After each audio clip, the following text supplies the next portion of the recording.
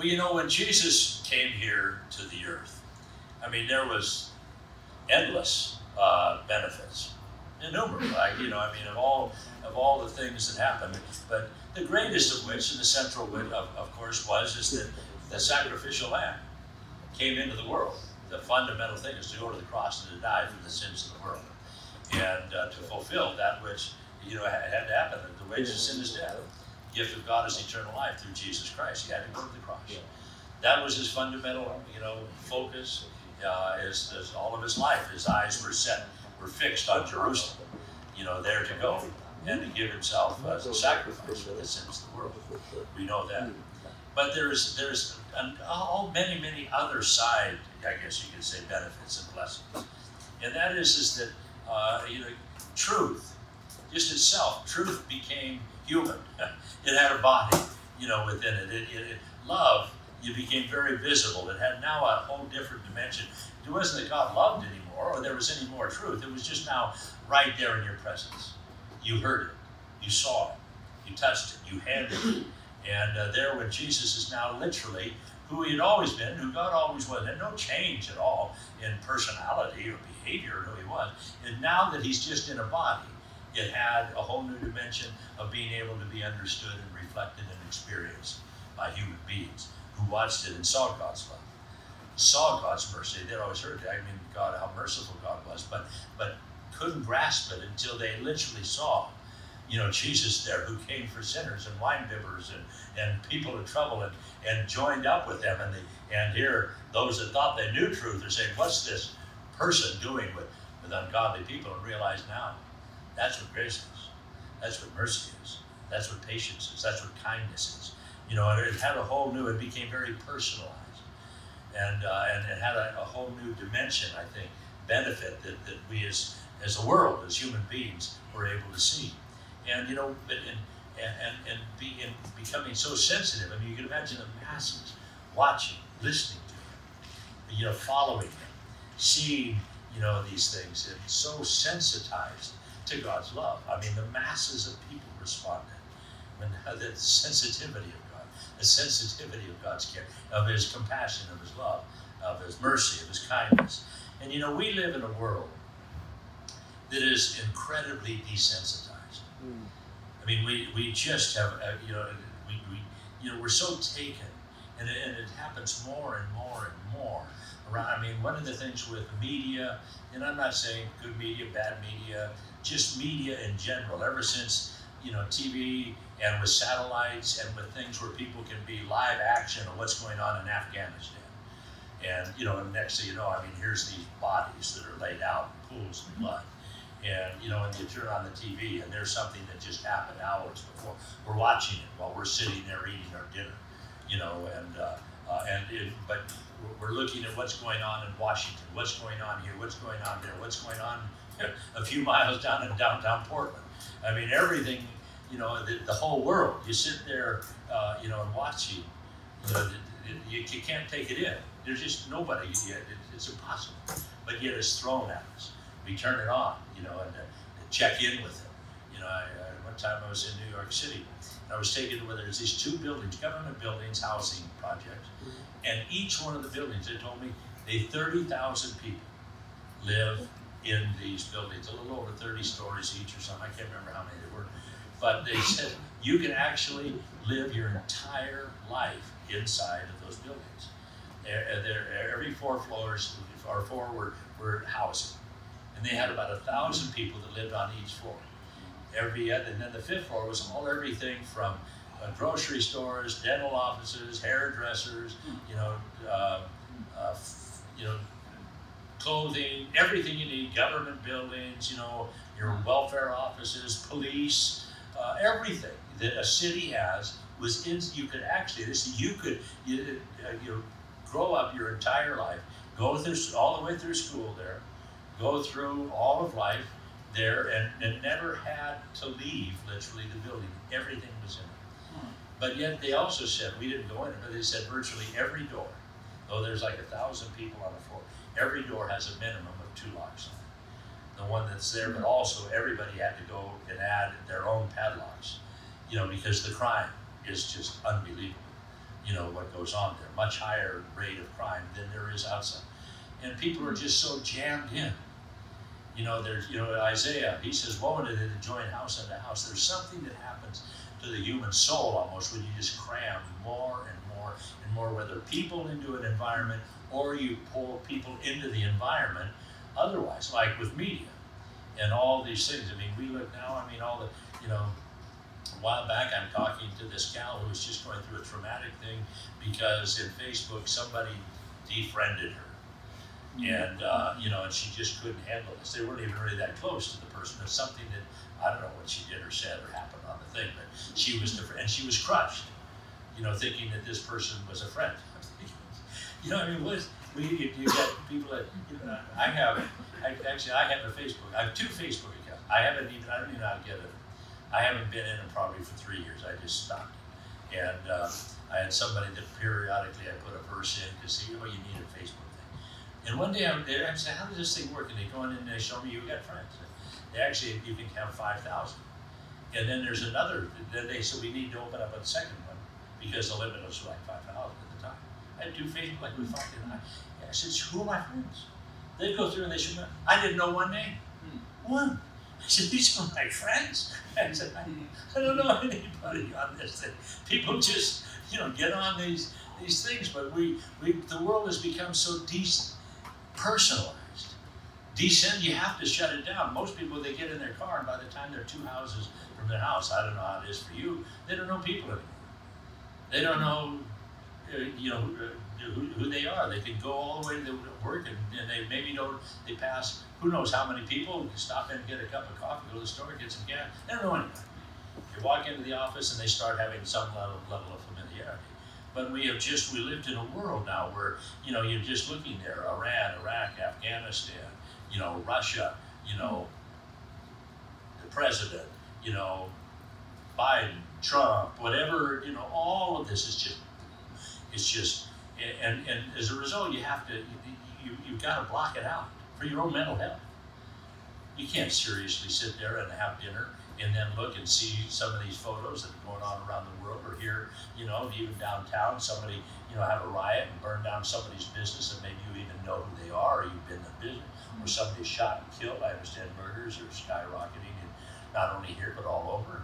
You realize and you're sitting there eating your dinner, and you just have to chew and swallow, and then go on to the next story, and the next story, and the next story, of all of these things that are devastating.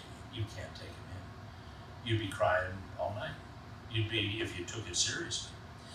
Jude 22, a simple little verse, says, some have compassion making difference. You know, that here, I think we learn to live in the abstract, we learn to be desensitized, and as a result, we're just spectators. And we're spectators of all this stuff in the world that's going on. And as a result, sometimes we don't know how to stop and realize there's some people that is not right. There's some, you know, there are relationships in life, you know, and Jesus looks, he says, I want to help you because I care. And I love the story of the woman who had an issue of blood for 12 years. And she spent all her money trying to get, you know the story, trying to get well. Finally, it's all gone. And here, though, with an issue of blood, the result of it is that you're not allowed in the synagogue. You're not allowed to be around people. You can't go into their homes. They can't touch you. When you do need to go out in public, you have to say unclean, unclean, so somebody else doesn't touch you, and then have to go to the priest and go through the cleansing. So now they can't go to the synagogue. And so now, I mean, here this woman who had lived 12 years like this, 12 years of just the agony of it, and finally she hears that Jesus is coming to town, and out of desperation, who cares anymore? She decides the only hope I have now is if I can get to him and touch them with his garment. I think I can get him. And out of that, she works her way through the crowd, makes all these people, you know, unclean, you know, as they, you know, all around her. And then next thing you know, Jesus comes by, she reaches out and she touches his garment, and she's healed. Jesus stops, and he says, who touched me? The disciples, excuse me? The press of the crowd, like everybody, what do you mean? He says, no, I perceive that virtue is gone out. And this woman, there out of her sense of guilt, knowing what she had done, feeling it was a violation of the law, and even in that, she gets healed. She then comes out and she said, it was me. She confesses it. And here, but Jesus didn't want to point out any guilt. He's there, looking at her and saying, you're faith. I think Jesus here, can you imagine being part of the multitude? These masses of people that followed Jesus and went home with a report, I guess you believe, I saw this miracle work. It's unbelievable. He did things no man could do except God's with him. He's from heaven. You listen to him, you watch him. He's from another world, I tell you. And here they saw it, they were around it, but went home unchanged. They were right there, touched him. He actually brushed by them in the crowd, and they never responded. Can you imagine one day being in heaven? You were so close, you couldn't have been closer, to eternity than you were right then, and you didn't get it. You didn't see it. And Jesus, I think he's just looking at all this and just, wanting to look there with this woman as if to say, I wish everybody, wanted to be, to be healed. I wish everybody around. Look at all these masses of people that they're wishing that they had this care. They wanted it. They wanted to touch him, but they didn't. And he's there. She did. He's pointing her out. Have you ever noticed how whenever Jesus went, virtually everywhere he went, he had this way that he could find the person who was hurting the most, the one that had been by the pool, the most years, the one that was mortified, the one that had, that was all the way at the end of the crowd, at the back, at the most hopeless case. He had this way of going all the way out to that person, reaching to them so that every person less would realize if he, could do that and wanted to do that for them. It's like he found the one that had the greatest debt, and I owe, $1 million. Forgive the million. Now everybody that owes $100. Wow. If he forgives $1 million, he forgives me. If he healed that, what can he not do?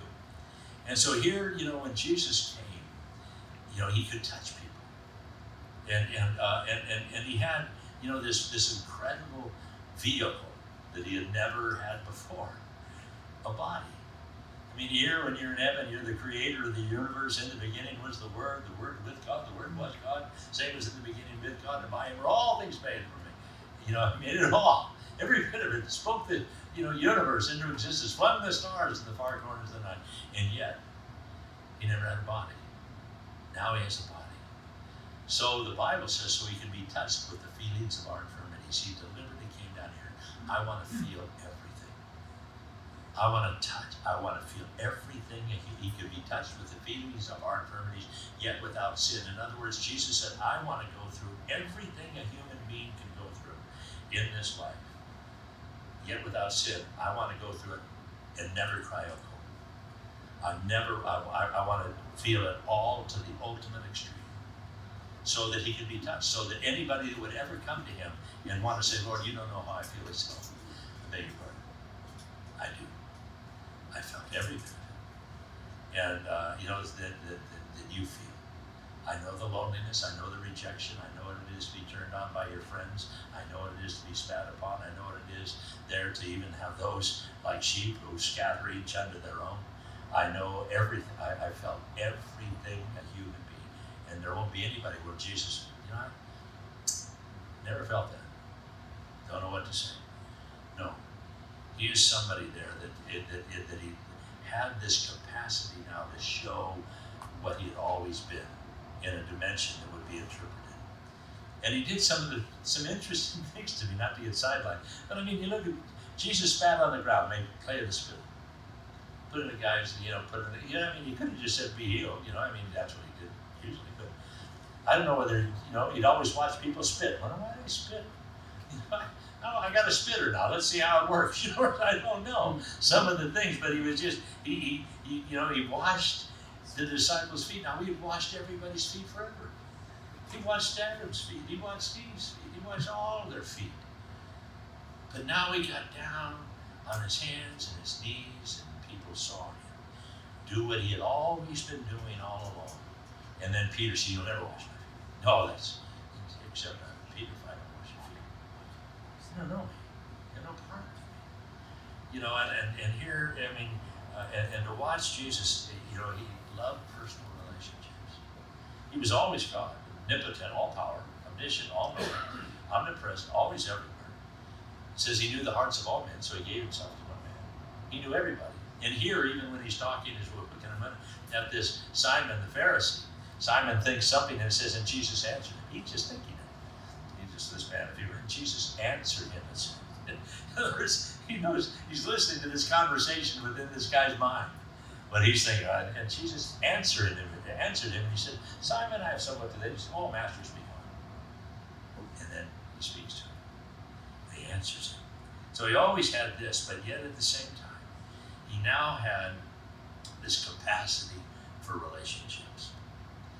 There's a poet, his name is Blake, and once he wrote something so insightful about the human being and the human soul.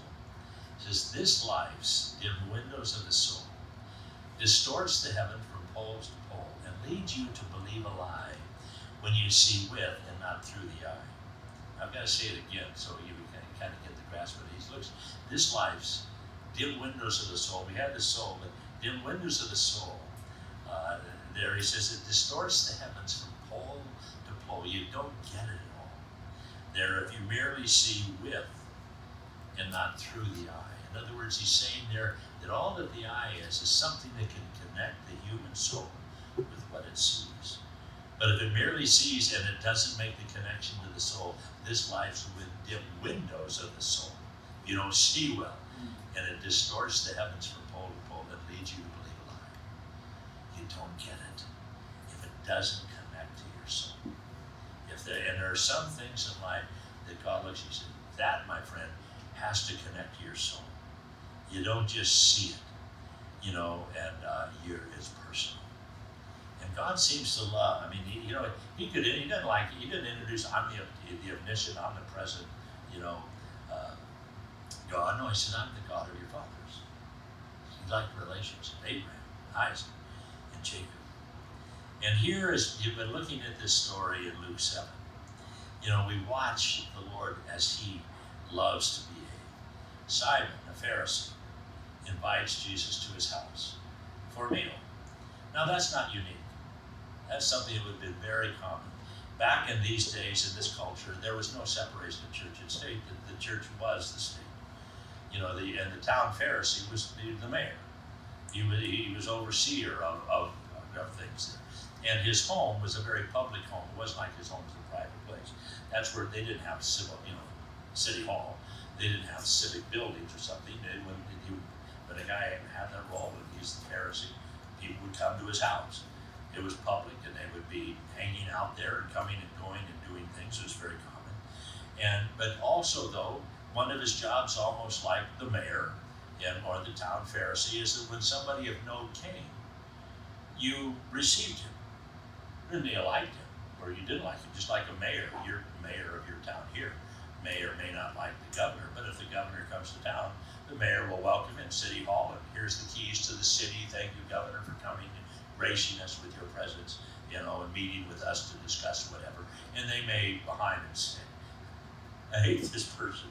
I don't support a governor at all. You know, they have all, but they've got a job to do. Well, this is what this guy's doing. Jesus was of note. Masses were now following him. And so he's coming through.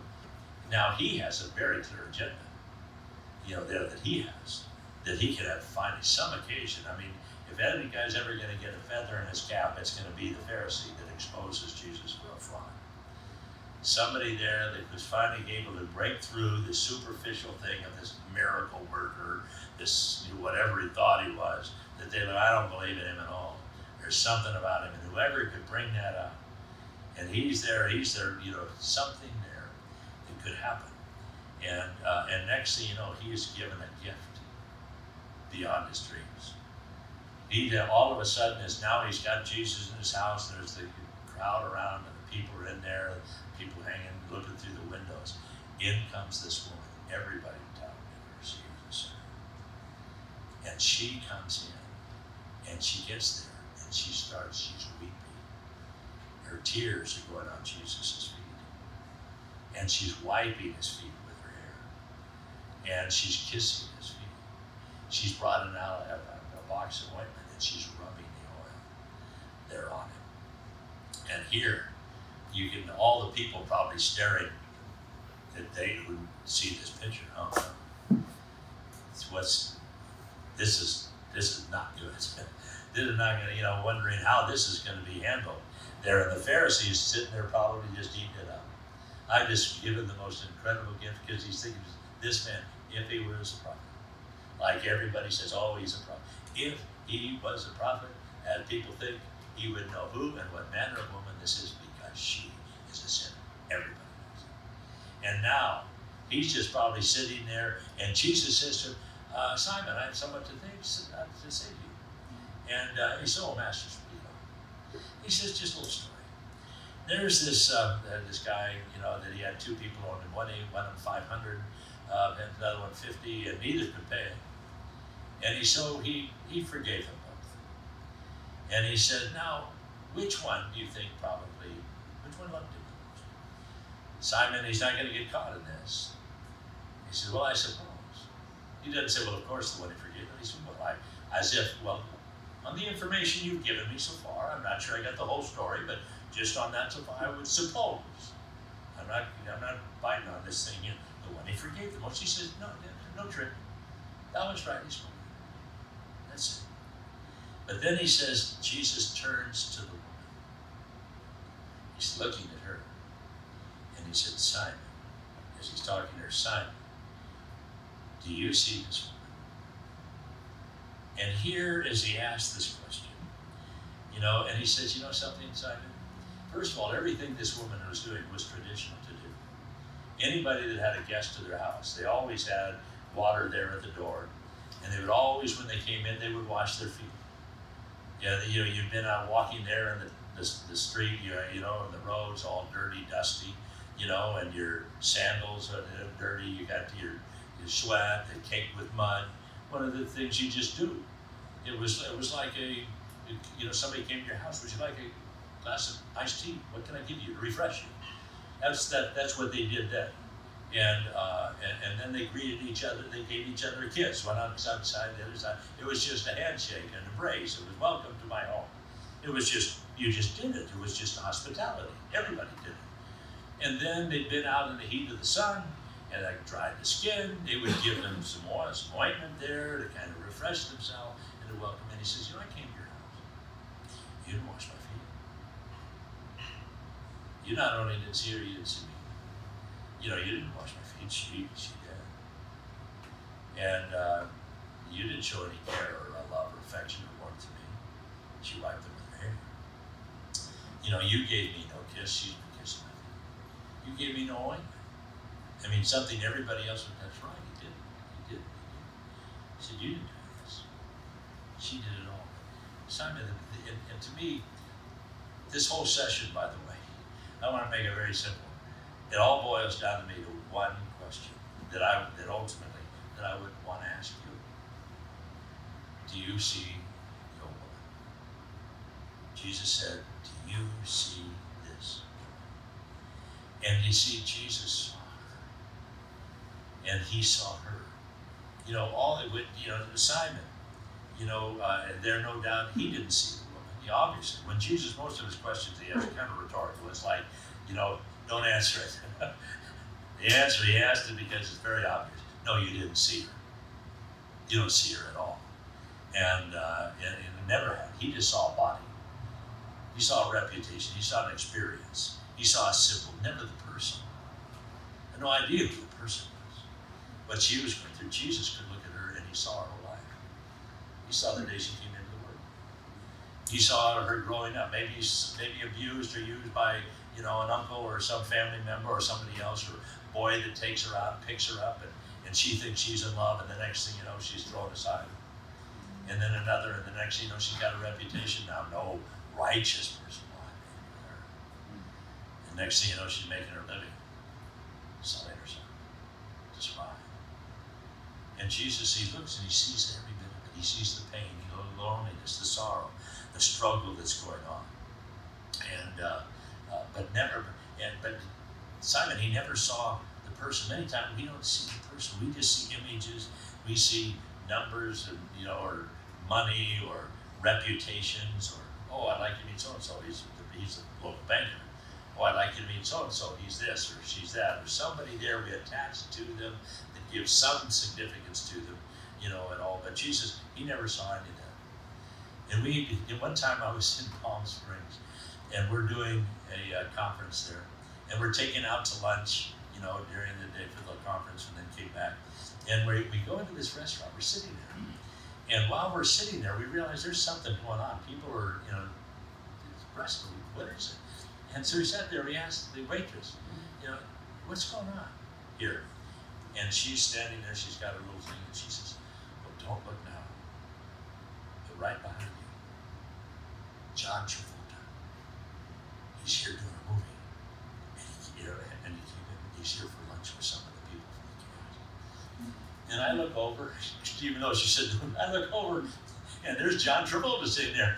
And I'm kind of a character. I look at the other people at the table, and I look at her, and I said, oh, great. It is John. He is here. And so I looked at the waitress, and I said, would you do me a favor, please? And she said, yeah, what? And I said, we would like to have a nice, quiet lunch. Would you not tell anybody that I am here? and she looks, and she said, oh, no, I won't. Well, the whole lunch, we're sitting at the table just cracking up, this whole thing, because all the time she's leaning out from her little place, and the other people at the work at the rest, they're trying, who is that guy? Trying to figure out who I am. So for about 2 hours, I was really somebody. Nobody knows who, but I was somebody for a little while. I was almost waiting for her to come and ask for my autograph. She never did, but I mean, it was just like these superficial, non-existent things. Who's John Travolta? He's just a human being, but been deprived almost from just being a normal human being by whatever he is. But we have this thing, rich man, poor man, beggar man, thief, doctor, lawyer, plumber, this or that. And but here, Jesus doesn't see it. He just sees people everywhere. Well, we can't do that. We're limited. We're finite. He's infinite. He knows all things. But when we there find ourselves, they're looking and realizing, I can't take in all that. I can't take in Afghanistan. I can't take in, right now I've been involved a lot with things in Afghanistan that we really can't talk about, obviously, getting people out that ministries are helping with. And right now, we're just looking where looks like we're going to be able to get about 500 maybe. And, we're now working down with Mexico, hoping that we can get them into Mexico, some into the States here, but then building houses in Mexico. You can build a house for $7 grand down in Mexico, where we got a Calvary down there that's got land that would look like we're going to be able to relocate some of them there now, help them learn and fit into society and go on, because, they're scared for their lives. They're hunting down Christians door to door. The reality is unbelievable. But, once you see these pictures, and I see these people, and I see the face there, now all of a sudden there's that Christian family in hiding. One of them that we just got out involved in it just last week. There, only days before, they got, one of the family, 4-year-old daughter, and she got raped 6 or 7 times by the Taliban in one day. And the father I'm looking at a picture of the grandmother, the mother, and three daughters. They got out, but the woman's husband, there's a picture of his body burnt to a crisp. And things. And you look at that, you see it, and you just can't get it out anymore.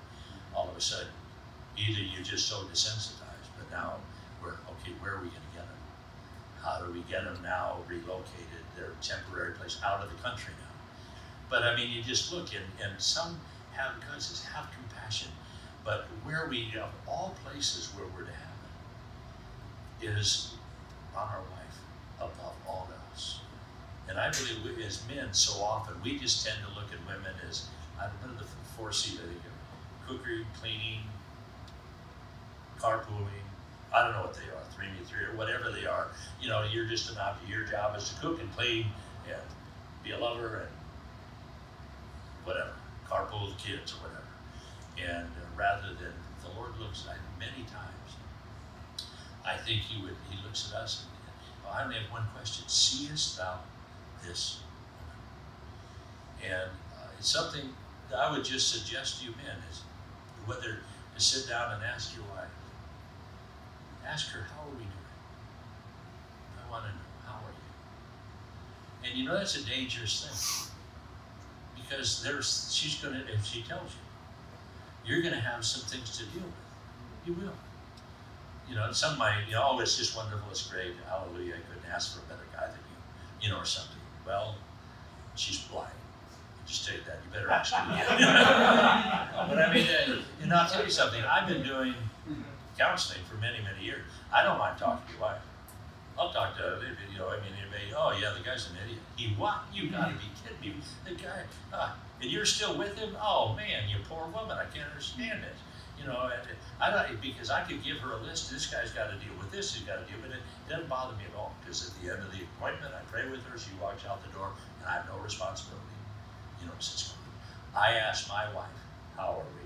I'm going to get a list. I'm going to get some things that now I've got to, what am I going to do with most of it? I'll tell you, overwhelmingly, I will say most of it, she's not expecting me to answer.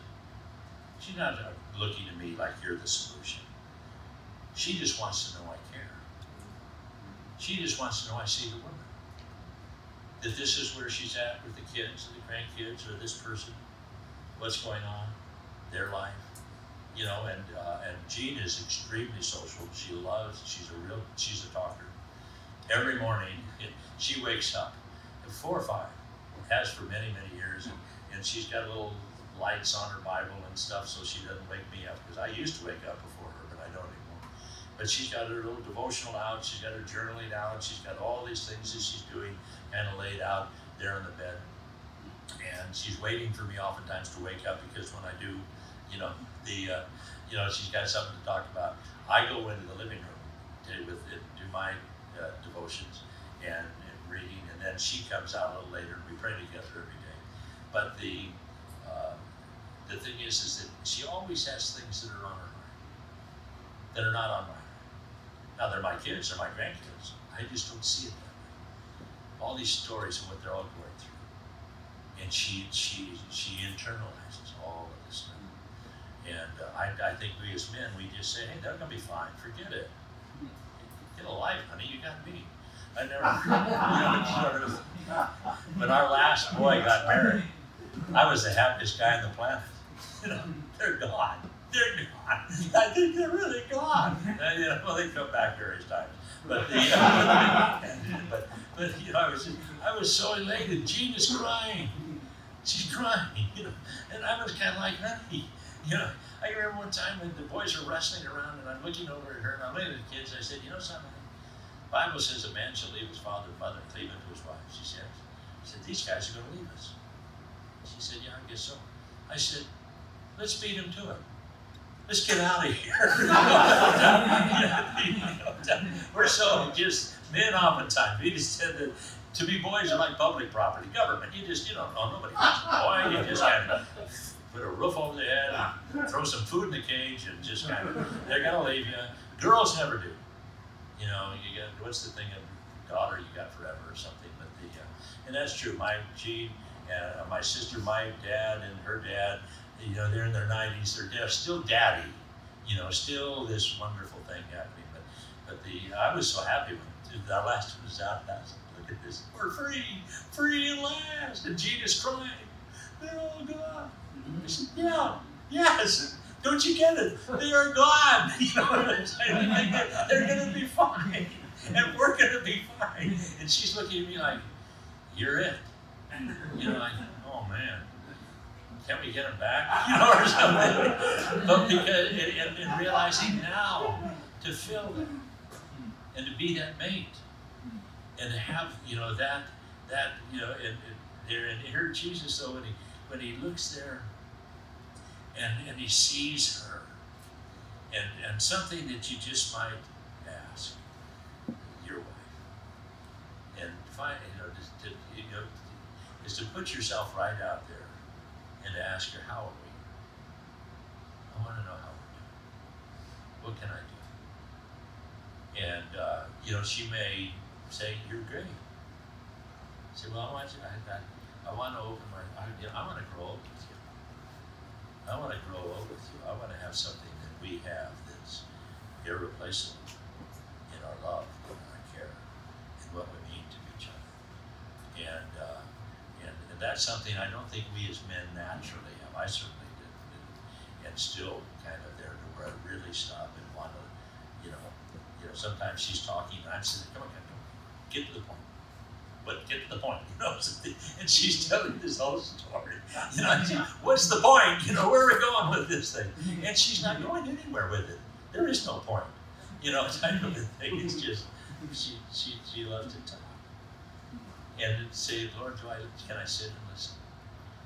It used to be when I fell in love with her, we'd go out to a restaurant, greasy spoon, get a cup of coffee, and sip it while it was cold for hours.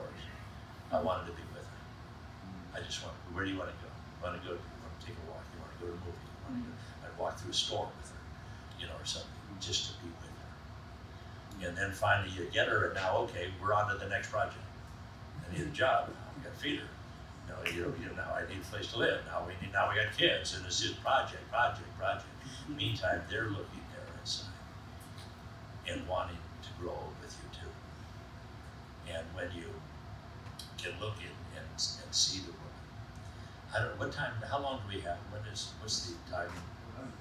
11:30. What I'd like to do, because they're probably still going, but is maybe break up into groups for a few minutes. Turn your chair around, and with 3 or 4 guys, just a small group, and maybe go around and maybe ask guys there. Have a little bit of prayer together, and just ask guys. Or it's what can we pray for you for? Something there that maybe in your marriage you should pray for me. I don't know if I see my wife very well, or I'm not a good listener, or I feel I fail here. I've done fail in this.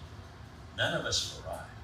None of us, and we all have issues. And hopefully, there's nothing more exciting than fixing something and repairing something. Cost you something, but when you realize, I'll pay it. I want to fix it, whatever that is.